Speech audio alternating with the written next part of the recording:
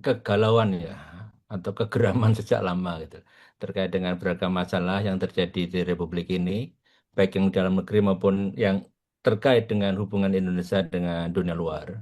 Suara ini kan sudah banyak berkeliaran ya, Ya, di banyak tempat, di banyak platform. Hanya saja membuka diri nggak untuk suara-suara yang berbeda. Jangan sampai hanya buka diri untuk suara-suara yang sama. Karena itu kami membingkai bahwa kritik yang kami lakukan ini tidak sebagai oposisi politik, tapi sebagai ekspresi.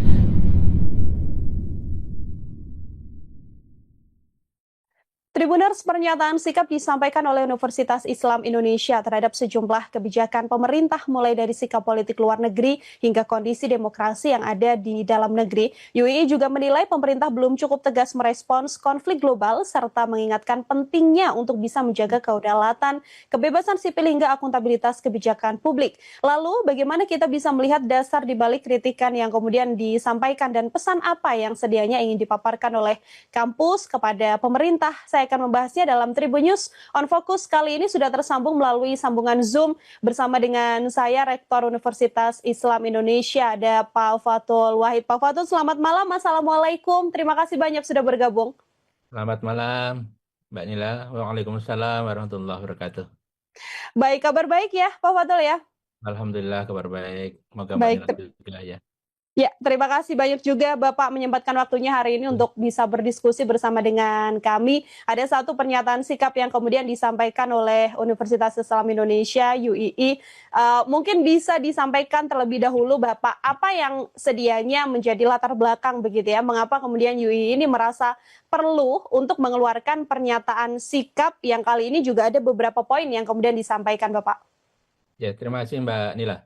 Sebetulnya ini kan kegalauan ya atau kegeraman sejak lama gitu terkait dengan beragam masalah yang terjadi di Republik ini, baik yang dalam negeri maupun yang terkait dengan hubungan Indonesia dengan dunia luar.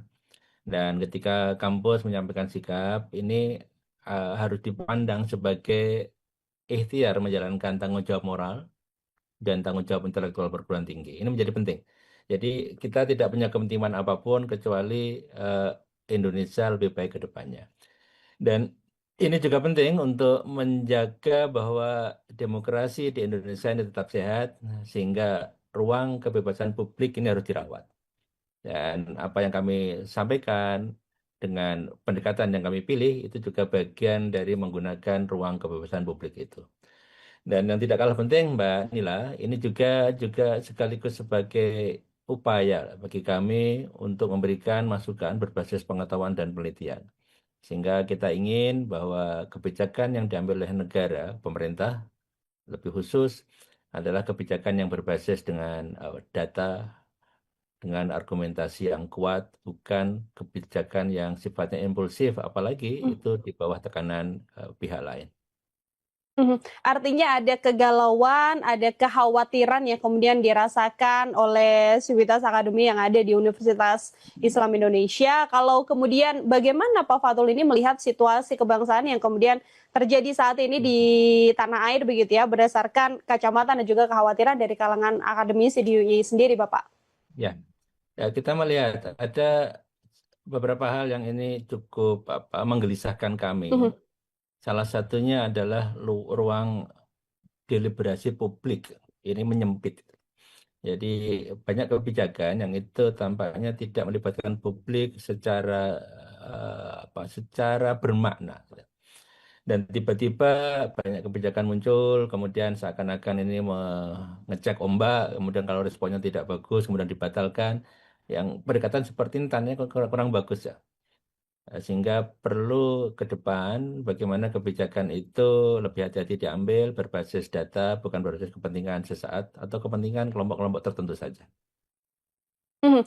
Ini kan ada beberapa poin yang kemudian disampaikan begitu ya Bapak ya, dan mungkin izinkan saya untuk kemudian Ya, bisa mendiskusikan bersama dengan Pak Fatul mulai dari bagaimana sikap dari pemerintah terhadap konflik global juga dan ya, soal politik luar negeri yang ada. Ini kan dalam pernyataannya kan UI juga menilai pemerintah perlu menunjukkan konsistensi politik luar negeri begitu ya. ya, Khususnya sekarang konflik yang juga sedang berjalan adalah konflik antara eh, Amerika Serikat, Israel, dan juga Iran atau konflik yang terjadi di wilayah Timur Tengah. Bagaimana UI kemudian menilai pemerintah? Apakah juga dari kacamata dari Pak Fatul sendiri belum ada ketegasan yang selama ini disampaikan oleh pemerintah dalam hal politik luar negerinya, Pak? Baik, sampai hari ini terkait dengan serangan Amerika dan Israel ke Iran, saya belum mendengar sikap resmi dari pemerintah Hmm. yang mengutuk agresi tersebut. Dan saya terus terang bukan ahli di bidang itu, Mbak Nila, tapi saya mempelajari, mendengar dari banyak pihak bahwa serangan tersebut ini jelas melanggar prinsip kedaulatan negara dan juga hukum internasional.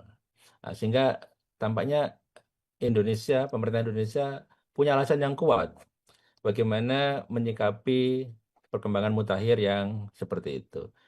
Kemudian kalau kita lanjutkan lagi misalkan, Hmm. apa yang terjadi itu kalau dalam kacamata konstitusi kita ini juga bertentangan ya dengan amanah konstitusi ya, bahwa Indonesia ini menolak penjajahan. Jelas dalam pembukaan Undang-Undang Dasar 1945 di sana ditegaskan bahwa penjajahan di atas dunia harus dihapuskan karena tidak sesuai dengan pri kemanusiaan dan pri keadilan. Ini kan menjadi basis politik luar negeri kita selama ini ya, yang saya pahami bebas dan aktif. Nah, sehingga ini juga penting untuk dijadikan basis sikap. Dan tidak kalah penting, Mbak Nila, kawan-kawan kami di program studi hubungan internasional juga melihat bahwa apa yang terjadi di Iran ini berpotensi memperluas konflik dan juga mengancam stabilitas global. Sehingga dampaknya tidak hanya di kawasan tersebut, tapi juga bisa dialami oleh negara-negara lain, bahkan termasuk Indonesia dalam bayangan kami. Hmm. Ini kalau kita membaca bagaimana sikap dari pemerintah dalam konsistensi politik luar negerinya, Pak Fatul, apakah UII melihat sedianya ada pergeseran begitu ya, arah dari prinsip politik luar negeri bebas aktif yang selama ini menjadi identitas dari Indonesia? Betul, tampaknya indikasi itu sangat kuat, Mbak Nila. Hmm, Dan yang menyuarakan seperti ini kan bukan hanya kami kan, banyak kelompok masyarakat sipil yang sudah menyampaikan itu, yang ya. mudah-mudahan itu didengarkan oleh yang punya kuasa. Mhm. Seberapa penting sedianya kalau menurut UII atau mungkin dari analisa Pak Fatul sendiri, Indonesia ini menunjukkan sikap moralnya dalam konflik global yang kemudian terjadi. Apakah juga resiko-resiko secara diplomatik ini juga harus menjadi pertimbangan yang juga cukup besar, Pak? Ya, yang saya pahami eh, Republik ini kan dibangun di atas cita-cita luhur, Mbak Nila ya, Ya.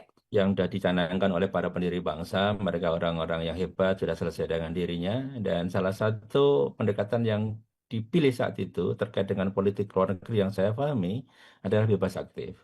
Bahkan kita masih ingat gerakan non-blok yang diprakarsai oleh Indonesia saat itu, ada konferensi Asia Afrika, itu diingat betul oleh banyak negara di dunia. Bahwa Indonesia yang menjadi pelopor gerakan yang tidak partisan, memihak blok kanan atau blok kiri, tapi negara yang tadi bebas aktif, artinya mereka punya kedaulatan yang dirawat, sekaligus juga aktif dalam eh, apa, pe- perdamaian dunia. Dan tampaknya dengan perkembangan mutakhir ada beberapa hal yang mungkin kita patut risau lah. Mhm, Tampaknya itu agak mulai ditinggalkan. mhm. Misalnya, mungkin kalau mungkin bisa beberapa hal yang bisa dipaparkan oleh Pak Fatul, apa saja yang menurut UII, menurut Bapak ini juga sudah mulai melenceng dari apa yang selama ini sudah berjalan di tanah air. Ya misalkan kalau kita lanjutkan dengan yang poin pernyataan sikap kami yang kedua, Ya. bergabungnya Indonesia di Dewan Perdamaian itu disayangkan oleh banyak pihak karena itu berisiko mencederai sikap konsistensi Indonesia selama ini dalam mendukung kemerdekaan Palestina, kemudian apa, mereduksi prinsip politik luar negeri bebas aktif yang selama ini menjadi fondasi Indonesia dalam diplomasi global. Mhm, mhm. Ini ada sejumlah pandangan Pak Fatul yang kemudian mengatakan bahwa Indonesia ini perlu menjadi bagian dari BOP atau Dewan Perdamaian begitu ya, Ya. agar suaranya ini kemudian bisa didengar dari dalam atau dari bagian dari BOP sendiri. Bagaimana Ya. Pak Fatul melihat ini? Ya, sebagai contoh, kalau BOP memang dijadikan kendaraan dan Indonesia Ya. punya pengaruh di situ, mengapa sampai hari ini Indonesia juga tidak bersuara terkait dengan agresi Amerika dan Israel kepada Iran? Sehingga patut dicurigai bahwa eh, harapan tadi itu belum terbukti sampai hari ini. Mhm. Termasuk juga kemudian dengan agresi yang dilakukan oleh Amerika terhadap Iran ini juga sudah mencederai tujuan utama dari BOP, kalau menurut Pak Fatul. Ya, perang sama damai itu kan dua hal yang bertolak belakang tuh Mbak Nila ya. Betul. Itu perlu didiskusikan kalau itu. Mhm. Mhm. Kemarin ketika agresi kemudian dilancarkan oleh Amerika Serikat terhadap Iran, ini kan Menlu sempat mengatakan bahwa Pak Presiden siap untuk menjadi mediator begitu. Bagaimana Bapak melihat hal ini, Pak?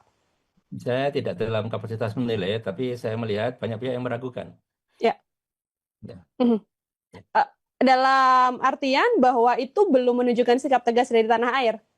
Nah, atas dasar apa, atas dalam kapasitas apa Indonesia merasa mampu untuk melakukan itu? Mhm. Oke, dan itu menjadi salah satu poin dalam pernyataan sikap yang juga disampaikan oleh UII ya, Pak Fatul ya, mengenai hal tersebut. Sedikit masih berkaitan soal BOP juga dan bagaimana konflik yang ada di wilayah Timur Tengah. Ini kan sempat ada narasi yang mengatakan bahwa akan ada pengerahan pasukan TNI ke jalur Gaza di kondisi konflik yang saat ini juga masih belum mereda. Artinya apakah RI sekarang ini menurut Pak Fatul perlu untuk mengurungkan niat tersebut, Bapak? Saya tidak ahli di bidang itu, Mbak Nila, tapi saya melihat pandangan daripada ahli yang di bidangnya. Ya. Itu sangat kuat Indonesia untuk membatalkan keikutsertaannya dalam Dewan Perdamaian dan juga tentu saja ini juga membatalkan pengiriman TNI ke jalur Gaza yang itu berpotensi juga membuat ketegangan baru. Mhm. Oke, bagaimana kemudian belum ada tujuan yang jelas untuk Indonesia kemudian bersuara dalam BOP begitu ya, bahwa tidak ada alasan juga bahwa kemudian ada pasukan TNI yang bisa dikerahkan ke jalur Gaza, itu juga menjadi salah satu poin dalam pernyataan sikap yang disampaikan oleh UII. Selain itu, Pak Fatul, saya ingin menyoroti salah satu pernyataan juga mengenai perjanjian dagang dengan Amerika Serikat. Ini kan UI juga menyoroti potensi melemahnya kedaulatan ekonomi melalui perjanjian dagang yang dilakukan antara Indonesia dan tanah air. Itu Ya. bagaimana Bapak melihat hal ini? Selain kami juga banyak kawan-kawan masyarakat sipil dan kampus, terutama beberapa waktu yang lalu kawan-kawan di UGM juga menyuarakan itu, Ya. bahwa perjanjian yang ada yang sifatnya itu seharusnya resiprokal ini asimetris. Artinya apa? Posisi Indonesia jauh lebih lemah dibandingkan Amerika Serikat. Dan bahkan sebagian kawan dalam pernyataan di UGM beberapa waktu yang lalu dan juga menurut kajian kami, ada potensi bahwa perjanjian tersebut itu juga melanggar poin-poin atau pasal-pasal dalam konstitusi kita. Mhm, mhm. Beberapa poin yang kemudian dinilai oleh UII menjadi salah satu potensi melemahkan kedaulatan ekonomi nasional ini seperti apa, Bapak? Nah, namanya dalam beberapa poin, kalau kita melihat analisis banyak kawan ya, Ya. timpang antara kewajiban Indonesia dengan kewajiban Amerika Serikat. Terus kemudian juga ada poin-poin lain yang itu agak apa agak sulit untuk bisa diterima dengan baik. Misalkan Indonesia menyerahkan data konsumen, terus kemudian Indonesia itu harus mengikuti apa kehendak Amerika terkait dengan beberapa hal dan itu agak sulit diterima oleh akal sehat. Hmm, Mengapa perjanjian yang seharusnya itu setara itu menjadi sangat timpang seperti itu. mhm. Oke. Sivitas Akademi terutama yang ada di UII, Pak Fatul, selama ini bagaimana sih melihat transparansi begitu ya yang mungkin dilakukan oleh pemerintah terhadap publik maupun akademisi mengenai proses keterbukaan, proses negosiasi yang terjadi begitu? Ya, selama ini yang diakses oleh publik kan sebetulnya justru malah dokumennya ya. Betul. Dokumen ART itu dan ternyata itu agak berbeda dengan apa yang selama ini menjadi rilis resmi pemerintah.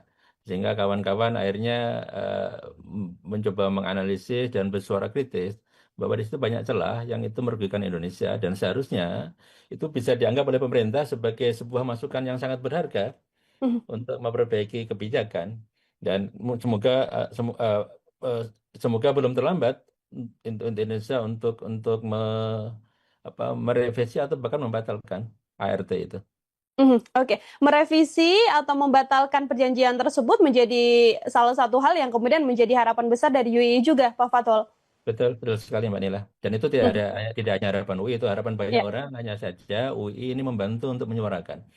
Mhm. Karena kalau Mbak Nila membaca banyak berita, banyak opini, Ya. kemudian juga diskusi di ruang-ruang publik termasuk di dunia digital, tampaknya sangat jelas bahwa ada harapan yang sangat kuat dari warga supaya Indonesia itu lebih hati-hati dalam membuat perjanjian dengan negara asing, dalam hal ini adalah Amerika Serikat. Mhm. Oke, itu mengenai bagaimana kemudian kondisi diplomasi yang ada di tanah air, termasuk juga kaitannya antara hubungan antara Indonesia dan juga Amerika Serikat. Di luar itu kan dalam pernyataannya UI ini kan juga menyoroti beberapa hal, misalnya demokrasi, aktivisme, termasuk reformasi Polri, begitu, Ya. Pak Fatul. Ya. Untuk masalah yang kemudian terjadi di dalam negeri ini sendiri, bagaimana Bapak melihatnya?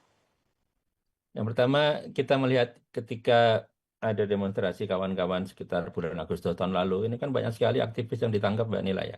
Betul. Menurut data dari kawan kan itu hampir 1.000. Dan mereka ini akhirnya diproses. Sebagian kawan membingkainya bahwa itu adalah proses kriminalisasi. Dan ini sangat berbahaya untuk kesehatan demokrasi kita. Mengapa? Karena ini adalah hak konstitusional warga negara untuk bersuara. Dan sifatnya suara ini kan membangun, kemudian dalam konteks pengambilan keputusan ini juga bersifat partisipatif, sehingga ketika suara-suara itu dibungkam, maka ada potensi pelanggaran konstitusi di sana. Mhm. Nah, ini tidak boleh dibiarkan.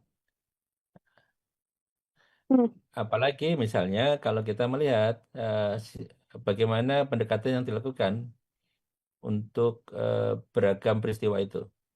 Dan tentu saja di sini ada APH ya, aparat penegak hukum, kepolisian.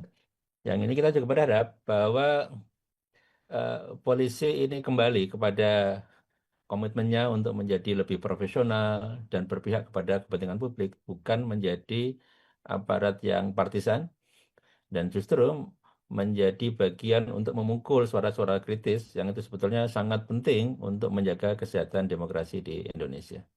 Mhm. Bapak, pemerintah kan melalui reformasi Polri begitu ya, niatnya Ya. adalah bagaimana kemudian melakukan reformasi terhadap kepolisian, terhadap aparat penegak hukum. Apakah lahirnya reformasi Polri ini sudah cukup terlihat adanya rotasi atau perubahan yang ada di tubuh kepolisian? Kita ini menunggu, Pak. Kita Hmm. menunggu. Nah, mudah-mudahan ada hasil yang cukup signifikan lah dan membuat kita lebih bahagia bahwa polisi kembali kepada pangkuan rakyat, kembali kepada pangkuan publik dan mereka menjadi pengayom, melayani, berpihak kepada kepentingan-kepentingan bangsa yang lebih besar, bukan kepentingan sesaat atau kepentingan kelompok-kelompok tertentu saja. Oke, masih dinantikan artinya ya Pak Fatul ya, Ya, bagaimana kita kemudian semuanya berharap itu ya. kinerja jadi tim reformasi Polri ini untuk memperbaiki kualitas demokrasi yang ada di tanah air. Oke, itu mengenai Ya. reformasi Polri yang juga menjadi salah satu poin dalam pernyataan sikap UII. Selain itu, ada pernyataan juga mengenai bagaimana proyek-proyek strategis nasional, termasuk juga hak-hak masyarakat yang juga turut disampaikan dalam pernyataan sikap ini. Mungkin juga Ya. bisa dijelaskan mengenai hal tersebut, Bapak. Mbak Nila, kita menjadi saksi ya, banyak beberapa PSN lah paling tidak itu ternyata tidak berjalan seperti yang kita bayangkan.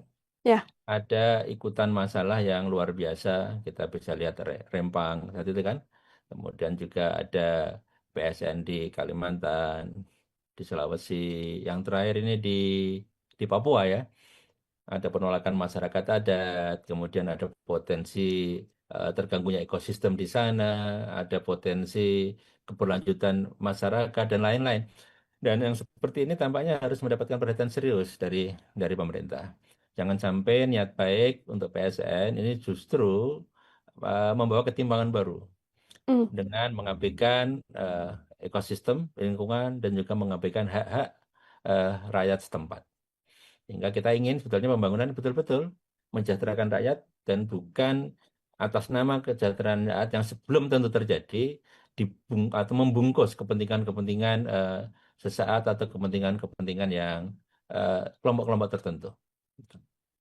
Adanya pemerataan kemudian terhadap perlindungan hak seluruh masyarakat yang ada di tanah air. Satu isu lagi Ya, yang kemudian juga menarik untuk didiskusikan Bapak, program ya, makan bergizi gratis begitu ya. Ini sudah ya. berjalan pro kontra kemudian muncul, ada yang kemudian mendukung, ada juga yang Ya, kemudian kontra terhadap ya. hal ini. Kalau dari UII sendiri, berdasarkan kacamata akademisi, bagaimana melihat program MBG, seberapa besar peluang evaluasi program ini, Pak?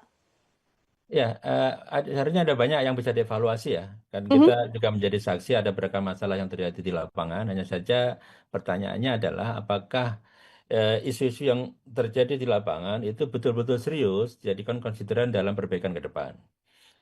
Misalnya terkait dengan penerima, terkait dengan kualitas makanan, terkait dengan akuntabilitas dan transparansi, dan juga ada gagasan-gagasan lain yang tampaknya perlu dipertimbangkan secara serius. Misalkan ada yang usul bagaimana MPG ini dikelola oleh kantin sekolah dan lain-lain.